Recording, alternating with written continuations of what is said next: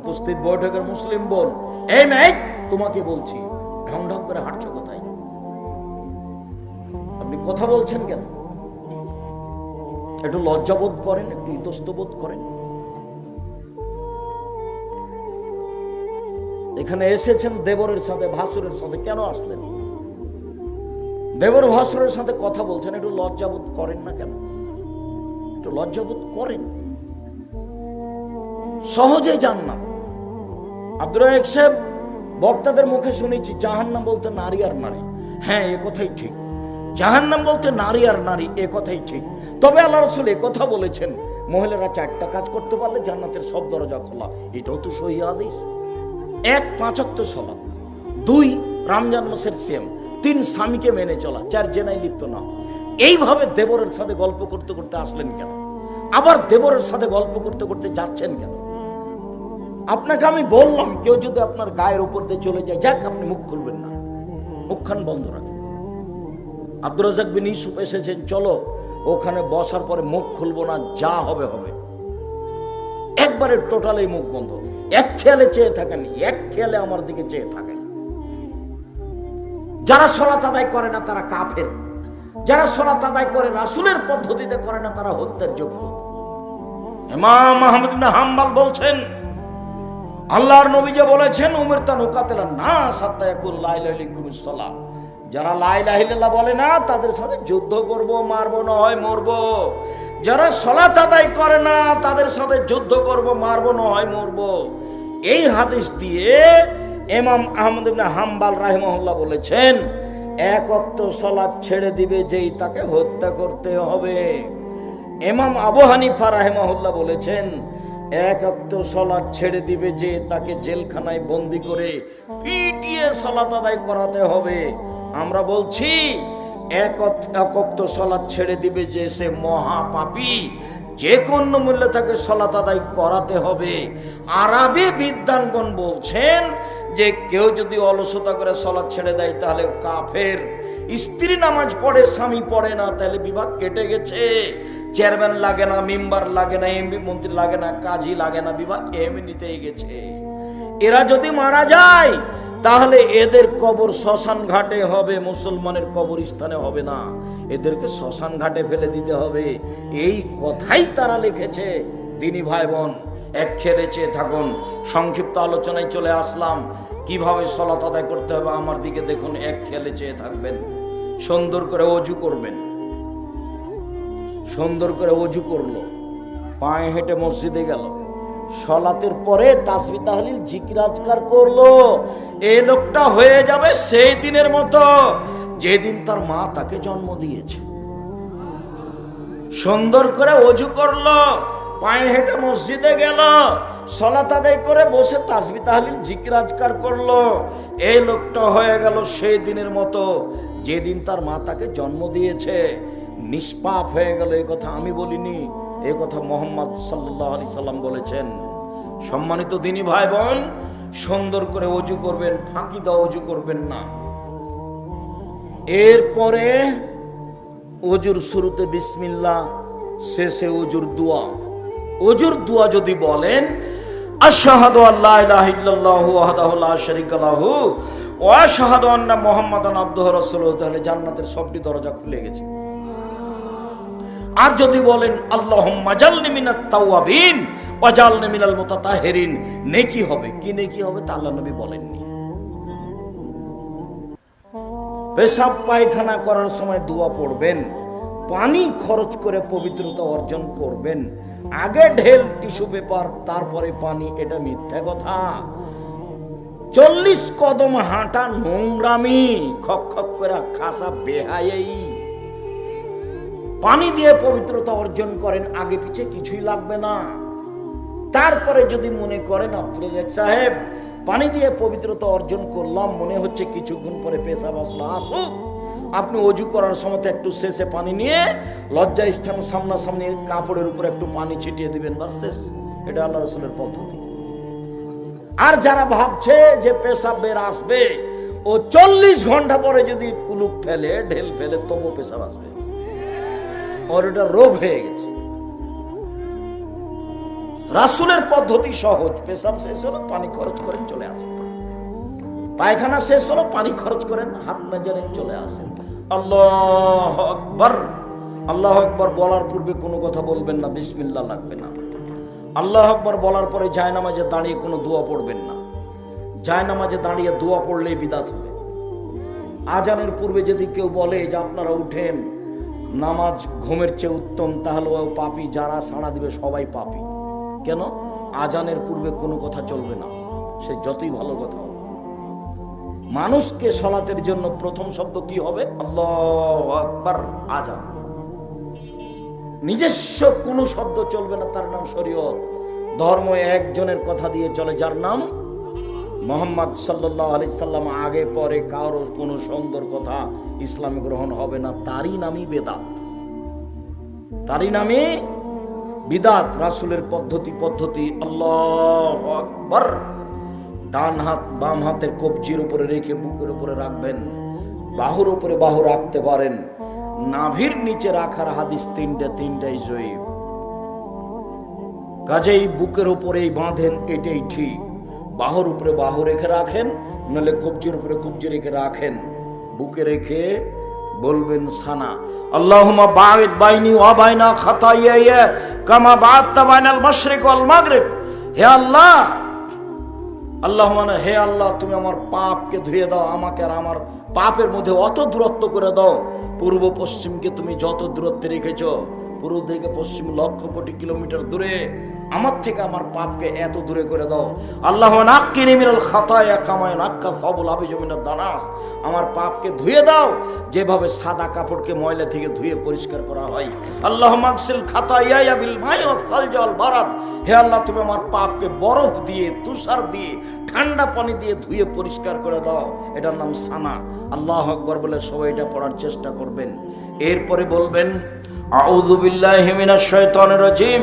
মারদুদ বিতাড়িত শয়তান থেকে পরিত্রাণ চাচ্ছি। বিসমিল্লাহির রহমানির রহিম। আলহামদুলিল্লাহি রাব্বিল আলামিন। বিশ্বজগতের প্রতিপালকের প্রশংসা। আর রহমানির রাহিম, তিনি হচ্ছেন পরম দাতা, দয়ালু। মালিক ইয়াউমিদ্দিন, তিনি হচ্ছেন বিচার দিনের মালিক। ইয়াকা না'বুদু, একমাত্র তোমার ইবাদত করি। ওয়া ইয়াকা নাস্তাইন, একমাত্র তোমার কাছে সাহায্য চাই। ইহদিনাস সিরাতাল মুস্তাকিম। তুমি আমার একটা কথা শোনো, তুমি আমাকে সরল পথ দেখাও। তুমি আমার একটা কথা শোনো, অমুক বলে এই দলে আসো, অমুক বলে এই দলে আসো, আমি কোন দলে যাই? তুমি আমাকে সোজা পথ দেখাও। সিরাতাল্লাযিনা আনআমতা আলাইহিম, যেই পথের উপর তুমি দয়া অনুগ্রহ করেছ সেই পথ দেখাও। গায়রিল মাগযুবি আলাইহিম ওয়ালাদ-দাল্লিন, ইহুদিদের পথ দেখায়ও না, খ্রিস্টানদের পথ দেখায়ও না, ভ্রান্ত যারা ওদের পথ দেখায়ও না, অভিশপ্ত যারা তাদের পথ দেখায়ও না। আমিন। দীর্ঘ সময় ধরে তোমার দরবারে যেই বিনয়ের সাথে অন্তর থেকে প্রার্থনা করলাম, সেটা তুমি কবুল করো। এরপরে যদি সূরার প্রথম হয় তাহলে বিসমিল্লাহ, আর যদি সূরার প্রথম না হয় তাহলে কিছুই বলতে হবে না। আর এমনি যখন কোরআন তেলাওয়াত শুরু করবেন, সূরার যদি প্রথমে হয় তাহলে আউযুবিল্লাহ বিসমিল্লাহ, আর যদি সূরার মধ্যেও হয় কোনো জায়গাতে তাহলে শুধু আউযুবিল্লাহ। বিসমিল্লাহির রহমানির রহিম। পরম দাতা দয়ালু, আরম্ভ করলাম যে কোনো একটি সূরা। কুল আল্লাহু আহাদ। হে নবী, আপনি বলুন আল্লাহ একক, আল্লাহ সামাদ, আল্লাহ নিরপেক্ষ মুখাপেক্ষীহীন। লাম ইয়ালিদ, তিনি কাউকে জন্ম দেননি। ওয়ালাম ইউলাদ, তিনি কারো থেকে জন্ম নেননি। ওয়ালাম ইয়াকুল্লাহু কুফুয়ান আহাদ, তার সমকক্ষ কেউ নেই। এ বলে আল্লাহু আকবার। হাত দুটি আবার এই পর্যন্ত উঠাবেন, কাঁধ সামনাসামনি, আঙ্গুলগুলি জমা জমা থাকাই ভালো। এই পর্যন্ত উঠিয়ে, হাত এ পর্যন্ত উঠে রুকুতে চলেন। রুকুতে যাওয়ার পূর্বে আপনার সাথে জরুরি কিছু কথা। একবারে হাত দুটা রডের মতো সোজা হয়ে থাকবে, আপনি, আপনার স্ত্রী, আপনার বোন সবারই। আর কোমর থেকে সামনের ওজন হাতের উপরে থাকবে, আঙ্গুল খোলা খোলা থাকবে, হাঁটু চেপে ধরে থাকবেন। মাথা উঁচুও হবে না, মাথা নিচুও হবে না। পিঠের লম্বা হাতটা একবারে সোজা হয়ে থাকবে, রডের মতো হয়ে। মাথা এইভাবে সোজা হয়ে থাকবে। আপনি বলবেন সুবহান রাব্বিয়াল আযীম, উঁচু আল্লাহর পবিত্রতা বর্ণনা করছি একাধিকবার, 3 বার 5 বার 10 বার, একটা বর্ণনা ঠিক নাই, যে যা পারে বলবেন সুবহুন কুদ্দুসুন রব্বুল মালাইকাতুর রূহ, তুমি পাক, তুমি পবিত্র, তুমি ফেরেশতার প্রতিপালক, তুমি জিবরাইলের প্রতিপালক। নইলে আপনি বলবেন সুবহানাকা আল্লাহুম্মা রাব্বানা ওয়া বিহামদিকা আল্লাহুম্মা ইগফিরলি, তোমার প্রশংসা সহকারে তোমার পবিত্রতা বর্ণনা করছি, আমাকে ক্ষমা করো, যতবার পারবেন বলেন। এরপরে বলেন সামি আল্লাহু লিমান হামিদা, এই পর্যন্ত হাত উঠে বলবেন আল্লাহ ওই লোকের প্রশংসা শুনলো যে তার প্রশংসা করলো, বরকতময় তার প্রশংসা, মঙ্গলময় তার প্রশংসা, অনেক তার প্রশংসা, মিলাস সামাতে, আকাশ পরিমাণ প্রশংসা, মিলাল আরজ, জমিন পরিমাণ প্রশংসা, মিলা বাইনাহুমা, আকাশ জমিনের যে মধ্যে যে ফাঁকা রয়েছে এই পরিমাণ প্রশংসা, মিলামা শেতামিন শাইন বাদো, এরপরে যা চাও তাই, এরপরে যা চাও তাই, যত প্রশংসা চাও তত তোমার প্রশংসা। দাঁড়িয়ে দাঁড়িয়ে বলার পরে হাত রুকু থেকে উঠে ছেড়ে দেন, এভাবে উঠিয়ে রাখবেন না, বুকে বাঁধবেন না। আরো অনেকে যে বাঁধছে, বাঁধুক। আমাদের দীর্ঘ 26 বছরে কোনোদিন আমরা এই হাদিস পেশ করতে পারিনি। 26 বছর থেকে ফতোয়া লিখছি, 6 বছর থেকে ফটোবোধ পরিচালনা করি। তাতে আমাদের কাছে রুকু থেকে উঠে হাত বাঁধতে হবে এর প্রমাণ আমরা পেশ করতে পারিনি। ছেড়ে দেওয়া হয়েছে, বাস। রুকু থেকে উঠলে সব হাড়ের জোড়কে শশা স্থানে যেতে হবে। তা আমি যদি এখন বুকে বাঁধি তাহলে এই হাড় শশা স্থানে যায়নি, আমি যদি ছেড়ে দিই তাহলে শশা স্থানে গেছে। বোঝা গেল না কথা? রুকু থেকে উঠলে সব হাড়ের মাথাকে কোথায় যেতে হবে? শশা স্থানে, নিজ নিজ স্থানে যেতে হবে। আমি এখন এভাবে ধরে আছি, নিজ স্থানে যাবে কি? ফাঁকা থেকে গেছে। আর যদি ছেড়ে দিই শশা স্থানে গেছে। আল্লাহ নবী বলছেন রুকু থেকে উঠলে সব হাড়ের মাথাকে শশা স্থানে যেতে হবে। চলেন এবার সিজদায়। সিজদায় যাওয়ার পরে আপনার সাথে জরুরি কয়েকটি কথা। রাসূল সাল্লাল্লাহু আলাইহি ওয়াসাল্লাম বলছেন উমিরতু নাসজুদা সাবাতে আযাম, আমাকে আদেশ করা হয়েছে 7 হাড়ের উপরে সিজদা করব। নাক কপাল 1, 2 হাত 3, 2 হাঁটু 5, 2 পায়ের বৃদ্ধাঙ্গুল 7। আমাকে 7 হাড়ের উপরে সিজদা করতে বলা হয়েছে। নাক কপাল 1, নাক আগে না কপাল আগে এটা বিবেচনার প্রয়োজন নেই। আগে যেটাই যে দুটাই লেগে থাকবে মাটিতে, বোঝা গেল না? দুটাই মাটিতে লেগে থাকবে। নাক কপাল 1, 2 হাত 3, 2 হাঁটু 5, 2 পায়ের বৃদ্ধাঙ্গুল 7, 7টা লেগে থাকবে। সিজদার সময় কখনো গাও হাত চুলকাবেন না। যদি গাও হাত চুলকাতে হয় সিজদা থেকে উঠে আসেন তারপরে। কেন? সিজদার সময় যদি গাও চুলকাতে যান এক হাত দিয়ে, তাহলে এখন কয়টা মাটিতে লেগে আছে? 6টা। আদেশের উল্টা হয়ে গেছে। যদি সিজদার সময় পা দিয়ে পা চুলকান তাহলে কি হবে? 6টা হয়ে যাবে। আর যদি একসাথে পা দিয়ে পা চুলকান আবার হাত দিয়ে যদি গাও চুলকান তাহলে এবার আরো কমে গেছে। এই জন্য এটা এর সময় কিছু করা হবে না। আর বললেন আমাকে চুল কাপড় জড়িয়ে দিতে নিষেধ করা হয়েছে। কোন সময় জামার হাত জড়িয়ে সালাত আদায় করবেন না, খুলে রাখবেন। পায়জামা প্যান্ট কোনো সময় নিচে জড়াবেন না, যদি জড়াতে হয় উপরে। আর মনে রাখেন 3 শ্রেণীর মানুষের সাথে আল্লাহ বিচারের মাঠে কথা বলবেন না। আল্লাহ কিন্তু অনেক বড় দয়ালু। এরপরেও 3 শ্রেণীর মানুষের সাথে আল্লাহ কথা বলবেন না। তার 1 শ্রেণীর মানুষ যাদের পায়জামা প্যান্ট লুঙ্গি টাকনোর নিচে থাকে। আগামীকাল সন্ধ্যা হতে হতে সব প্যান্ট কেটে ফেলতে হবে। এর সাথে আপোষ কিছু নেই। বউ বলছে কি যে তুমি পর ঠেঙ্গা ঠেঙ্গা লাগে, বলুক। মেয়ে বলছে, বোনেরা বলছে, বলুক, যে যা বলে বলুক। একদিন দেখেছিলাম বয়স 40, এখন দেখছি 60, তারপরে দেখবো একদিন নেই। তো বউ সাথ দিবে না বোনেরা সাথ দিবে? কে সাথ দিবে? কেউ। দেখতে দেখতে দেখবেন হঠাৎ, আরে আমি সেই দিন বক্তব্য শুরু করলাম তাই নাকি 33 বছর চলছে। আমিও অবাক। এই তো সেদিন এই এলাকায় এসেছিলাম। আব্দুল সামাদ সালাফি বলছেন, আব্দুর রাজাক শীতের দিন একটু পোশাক পরো, এইভাবে বক্তব্য দিচ্ছ কেন? ক্ষতি হয়ে যাবে। তা আমি তার কথাটাকে হিসাব করলাম না। কেন আমাকে বলছে?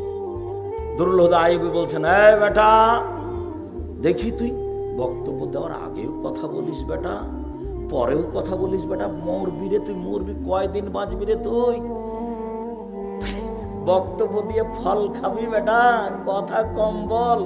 65 বছর থেকে বক্তব্য দিচ্ছি বেটা, 65 বছর থেকে। কে বলছে এগুলো বলেন তো? দুরুল হুদা আইয়ুবী, আল্লাহুম্মা গফির লাহু ওয়ারহামহু।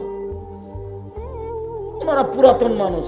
শেষের সময় আমার সাথে দেখা হয়েছে, আমি বক্তব্য দিতে যাওয়ার আগে দেখি সব মানুষ আমার পাশে বসে আছে, গল্প চলছে, কে কি বলছে ফতোয়া ফারাইজ। উনি ঘর থেকে বের হয়ে দেখলেন, দেখি আব্দুর রাজ্জাকের চতুর্দিকে মানুষ বসে আছে। বক্তব্য দিয়ে যখন নেমে আসি, মানুষ পিছে পিছে আসে, যেখানে বসি সেখানে ভিড় লাগিয়ে দেয়। তখন এগুলো বলছেন যে এত কথা বলিস না বেটা, আগেও বলিস না পরেও বলিস না বেটা, তাহলে একটু কথা বলতে পারবি বেশি দিন, আর ফল খাবি বেটা। একেবারে মনে হচ্ছে এখনকার কথা। আর দুরুল হুদা আর আব্দুস সাত্তার 30 আলী বলছেন এভাবে গায়ে হাত, হ্যাঁ ছোট ভাই মুহাদ্দিস মানুষ, হাদিস বর্ণনা করে, দোয়া করি আল্লাহ তুমি ছোট ভাইকে মুহাদ্দিস হিসাবে কবুল করো। আর আবু তাহের বর্ধমানী বলছেন, তুমি তো ভালোই কোরআন হাদিস বোঝো দেখি, তুমি যাত্রা বাড়ি চলে আসো পড়ানোর জন্য, তুমি আরাফাত পত্রিকায় ফতোয়া লিখবা, তুমি তো সেদিন ফতোয়া বোর্ডে, তুমি তো সেদিন বিতর্কিত বৈঠকে বসে অনেক কথাই বললা, তোমার তো কোরআন হাদিস ভালোই জানা আছে। এই কথা বলছেন আবু তাহের বর্ধমানী, এটা নওদাপাড়া। এসব শেষের সময়ে, অল্প সময়ের ব্যাপার। সম্মানিত দিনী ভাই বোন, 2 হাতকে কানের পাশে রাখবেন, আঙ্গুল জমা জমা করে, কোণে উঠিয়ে রাখবেন, নারী পুরুষ সবার একা। পেটের নিচ দিয়ে যেন ছাগলের বাচ্চা পার হতে পারে, একাধিক সহিহ হাদিস। বুককে উরুর সাথে লাগিয়ে আঁটো সাঁটো হয়ে সিজদা করা, এটা না যায়, এই সালাত কবুল হবে না। আল্লাহ নবী বলছেন, সাল্লু কামা রাআইতুমুনি উসাল্লি, পৃথিবীর মানুষ আমাকে যেভাবে সালাত আদায় করতে দেখছো সেভাবে সালাত আদায় করো। রাসূল সাল্লাল্লাহু আলাইহি সাল্লামের পদ্ধতিতে সালাত আদায় করতে হবে। আর বুঝলাম না, মহিলারা তো বুকে ঠিকই বাঁধছে, কিন্তু পুরুষেরা কেন নাভের নিচে? পুরুষেরা ঠিকই নিতম্ব উঠিয়ে সালাত আদায় করছে, মহিলারা কেন এরকম করছে? চাপায় নওয়াজের ভাষাতে এসব মহিলারা গিয়ে বলছে, বুবু যখন সিজদায় যাবা বুবু, তখন বুককে উরুর সাথে আঁটো সাঁটো করে রাখিও বুবু, বুককে উরু থেকে পৃথক করিও না, নইলে স্তন ঝুলন্ত থাকবে বুবু, পর্দার ব্যাঘাত ঘটবে। বুবুর সব কথাই নাকি বুখারীতে আছে। বুবু যখন নামাজে দাঁড়াবা বুবু, 2 পায়ের গোড়ালিকে জমা রাখিও বুবু, 2 পায়ের গোড়ালি যদি ফাঁক রাখো বুবু, লজ্জা স্থানের যোগাযোগ বুবু মাটির সাথে হবে, মাটি অভিশাপ করবে। বুবু পায়জামা পরিও, শাড়ি পরলে ল্যাঙ্গট পরিও বুবু, এগুলো সবই এগুলো ডাহা মিথ্যা কথা। শাড়ি পরে আছে, চাদর গায়ে দিয়ে আছে, ব্লাউজ গায়ে আছে, তো পর্দার ব্যাঘাত ঘটলো কিভাবে? কিভাবে যে বানাওয়াট ধর্ম বলছে আল্লাহই ভালো জানে। মহিলা বৈঠকে এভাবে বলে বেড়াচ্ছে। মহিলারা বাড়িতে বসে দাওয়াত দিতে পারে, এই গ্রাম ওই গ্রাম যেতে পাবে না, যাওয়া হারাম। আর মহিলারা যেন কোনো বক্তব্য দিতে আসতে না পারে, মোহনপুর, চারঘাটে, বাগা, এগুলো আহলে হাদিস এলাকা, কোনো মহিলা যেন কোনো জায়গায় বক্তব্য দিতে না পারে, খোলা মাঠে না আসতে পারে, এই গ্রাম গ্রাম বের করে দিতে হবে যে কোনো মূল্যে। ধর্ম এরকম নয়। বুখারী মুসলিমের হাদিস, আল্লাহর নবী নিজে গেছেন মহিলাদের কাছে দাওয়াত দিতে, আয়েশাকে পাঠাননি রাদিয়াল্লাহু তাআলা। সিজদাতে বলেন সুবহানা রাব্বিয়াল আলা, একাধিকবার বলুন সুবহান কুদ্দুসুন রব্বুল মালাইকাতুর রূহ, বলুন সুবহানাকা আল্লাহুম্মা রাব্বানা ওয়া বিহামদিকা আল্লাহুম্মা গফিরলি, বলুন আল্লাহুম্মা গফিরলি জামবি কুল্লাহু দিক্কাহু জুল্লাহু ওয়া লাহু আখিরাহু নিয়াতুহু সিররা। আল্লাহ আগের পাপ, পরের পাপ, ছোট পাপ, বড় পাপ, প্রকাশ্য পাপ, অপ্রকাশ্য পাপ, সব পাপ ক্ষমা করে দাও। একাধিকবার বলেন, উঠে আসেন, বলেন আল্লাহুম্মা গফিরলি। আল্লাহ 2 সিজদার মাঝের দোয়া, আল্লাহুম্মা গফিরলি ওয়ারহামনি ওয়াহদিনি ওয়াফিনি ওয়ারযুকনি। হে আল্লাহ তুমি আমাকে হেদায়েত দাও, আমাকে খেতে দাও, আমাকে রুজি দাও, আমার প্রতি দয়া করো। আবার সিজদায় যান, সিজদা থেকে উঠে আসেন। এ হলো 1 রাকাত। এইভাবে আর 1 রাকাত, 2 রাকাত যখন হয়েছে, যদি সালামের বৈঠক হয় তাহলে নিতম্বের উপরে বসবেন, পা ডান দিকে বের করে দিবেন। আর যদি আত্তাহিয়াতুর বৈঠক হয়, তাহলে বাম পায়ের পাতার উপরে বসে থাকবেন, ডান পায়ে এভাবে খাড়ো রেখে আঙ্গুলটা কেবলামুখী করে রাখবেন। সালামের বৈঠক হলে বাম হাতের হাত বা আঙ্গুলগুলি জমা জমা করে রাখবেন, ডান হাত এইভাবে আঙ্গুল জমা করেন। এই ছেলে, তুমি তো বুঝতে পারছো যে বক্তব্য শেষের দিকে, তুমি পরিবেশ নষ্ট করতে চাচ্ছ কেন? দুইটা আঙ্গুল জমা করেন তো দেখি, দুইটা। তৃতীয় আঙ্গুলের নখের উপরে বৃদ্ধাঙ্গুলের পেট রাখেন। আমার দিনী বোনেরা প্রজেক্টর আছে কিনা জানি না, দেখেন। এই যে প্রথম দুটা জমা করেন কনিষ্ঠ আঙ্গুলের এবং তার পরেরটা, তারপরে 3 নম্বর আঙ্গুলটার নখের উপরে বৃদ্ধাঙ্গুলের পেট রাখেন, এ হলো গোলাকার। এবার আঙ্গুলটা অবিরাম নড়বে। একবার নড়ার প্রমাণে কোনো জাল জয় ভুয়া হাদিসও নেই। অবিরাম নড়বে, নড়া মানে শয়তানকে আঘাত করা। আত্তাহিয়াতু লিল্লাহি ওয়াস সালাওয়াতু ওয়াত তাইয়্যিবাতু আসসালামু আলাইকা আইয়ুহান নাবিয়্যু আসসালামু আলাইনা ওয়া আলা ইবাদিল্লাহিস সালিহিন। সমস্ত ইবাদত আল্লাহর জন্য। নবীর উপরে শান্তি অবতীর্ণ হোক, আমাদের উপরে শান্তি নিরাপত্তা অবতীর্ণ হোক। আশহাদু আল্লা ইলাহা ইল্লাল্লাহ, সাক্ষ্য দিচ্ছি আল্লাহ ছাড়া কোনো মাবুদ নাই। ওয়া আশহাদু আন্না মুহাম্মাদুর আবদুহু ওয়া রাসূলুহু, আরো সাক্ষ্য দিচ্ছি মুহাম্মদ তার বান্দা এবং তার রাসূল। আল্লাহুম্মা সাল্লি আলা মুহাম্মাদিন ওয়া আলা আলি মুহাম্মাদ কামা সাল্লাইতা আলা ইব্রাহিম ওয়া আলা আলি ইব্রাহিম ইন্নাকা হামিদুম মাজিদ। হে আল্লাহ, তুমি মুহাম্মদ সাল্লাল্লাহু আলাইহি সাল্লামের বংশধরের প্রতি এবং তার ছেলে মেয়ে আহাল পরিবারের প্রতি, ইব্রাহিম আলাইহিস সালাম তার বংশধর আহাল পরিবারের প্রতি শান্তি অবতীর্ণ করো। তুমি প্রশংসনীয়, তুমি জ্ঞানী। আল্লাহুম্মা বারিক আলা মুহাম্মাদিন ওয়া আলা আলি মুহাম্মাদ কামা বারাকতা আলা ইব্রাহিম ওয়া আলা আলি ইব্রাহিম ইন্নাকা হামিদুম মাজিদ। হে আল্লাহ, তুমি মুহাম্মদ সাল্লাল্লাহু আলাইহি সাল্লাম এবং তার আহাল পরিবারের উপরে, ইব্রাহিম আলাইহিস সালাম ও তার আহাল পরিবার উপর বরকত নাজিল করো। তুমি প্রশংসনীয়, তুমি জ্ঞানী। আল্লাহুম্মা ইন্নী যালামতু নাফসি যুলমান কাসীরা। হে আল্লাহ, জীবনে খুব পাপ করেছি, ফাঁক ফেরেলি, তোমাকে ক্ষমা করো। মাগফিরাত মিন ইনদিক, ক্ষমা একমাত্র তোমার পক্ষ থেকে হয়ে থাকে। ওয়ারহামনি ইন্নাকা আনতাল গাফুর রহিম, তুমি আমার প্রতি দয়া করো, তুমি তো দয়াশীল, তুমি তো ক্ষমাশীল, তুমি ক্ষমা করো। আল্লাহুম্মা ইন্নী আউযু বিকা মিন আযাবি জাহান্নাম, তোমার কাছে জাহান্নাম থেকে বাঁচতে চাই। ওয়া মিন আযাবিল কবর, তোমার কাছে কবরের শাস্তি থেকে বাঁচতে চাই। ওয়া মিন ফিতনাতিল মাসিহিদ দাজ্জাল, তোমার কাছে দাজ্জালের ফিতনা থেকে বাঁচতে চাই। ওয়া আউযু বিকা মিনাল মাসাম ওয়াল মাগরাম, ওয়া আউযু বিকা মিনাল মাহিয়াতুল মামা, তোমার কাছে বাঁচতে চাই ইহকালের ফিতনা, তোমার কাছে বাঁচতে চাই পরকালের ফিতনা হতে, তোমার কাছেতে বাঁচতে চাই বড় পাপ হতে, তোমার কাছে বাঁচতে চাই ঋণ কর্য হতে, তোমার কাছে বাঁচতে চাই ঋণ কর্য হতে, তোমার কাছে বাঁচতে চাই বড় পাপ হতে। এরপরে আরো যা দোয়া আছে, আমার একটা পরামর্শ আছে, রব্বির হামহুমা কামা রাব্বায়ানি সাগীরা, এটা বলবেন। তারপরে সালাম ফিরবেন, আরো কিছু মুখস্থ থাকলে বলবেন।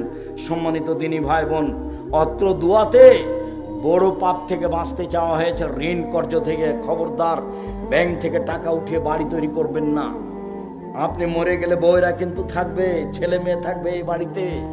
আপনার জানা যায় জায়েজ নয়, তো আপনার এগুলো আর কি দিয়ে মাপ হবে? ব্যাংক থেকে টাকা উঠে ব্যবসা করবেন না, জমি বিক্রি করে ব্যবসা চালু করবেন, ঋণ নিয়ে নয়। এইভাবে ঋণ উঠানো হারাম না জায়েজ। আল্লাহর নবী দিন রাত ঋণ থেকে বাঁচতে চাইতেন। এরপরে যা হবে তা জিকির। সম্মানিত দিনী ভাই বোন, আমি আপনাদেরকে রাসূলের পদ্ধতিতে সালাত আদায়ের অনুরোধ জানিয়ে 5 ওয়াক্ত সালাতের সাথে সাথে বৃহস্পতিবার সোমবার সিয়াম পালন করার অনুরোধ জানিয়ে, পরিবারের উপরে শক্ত হয়ে পরিবারকে সুন্দরভাবে কন্ট্রোলে রাখার অনুরোধ জানিয়ে, মক্তব চালু করার অনুরোধ জানিয়ে, 23-24 সেদিন উপস্থিত হওয়ার অনুরোধ জানিয়ে, আজকে যেসব বই পুস্তকগুলি আপনার কাছে নিয়ে আসা হয়েছে, বই পুস্তকগুলি নেওয়ার জন্য অনুরোধ জানাচ্ছি। কেউ খালি হাতে যাবেন না, এটা পত্রিকা হাতে করে যাবেন। আর আপনাদের প্রিয় মানুষ আব্দুল্লাহ, প্রিয় সন্তান, প্রিয় ভাই আব্দুল্লাহ, ওর ব্যতিক্রম বুখারীর ব্যাখ্যা মিন্নাতুল বারী, সবাই মিন্নাতুল বারী নিয়ে যান। আজকের আলোচনা আছে উপদেশ বইয়ে। আর যে বলছিলাম আমার দিনী বোনদের জন্য কেন এই নির্যাতন, কি তার প্রতিকার, আমার দিনী বোনদের জন্য বলছিলাম কেন হবো অবরোধ বাসিনী, আমার দিনী বোনদের জন্য বলছিলাম সম অধিকার নয় মর্যাদা চাই। সকল দিনী ভাই বোনকে বইগুলি সংগ্রহ করতে বলছি।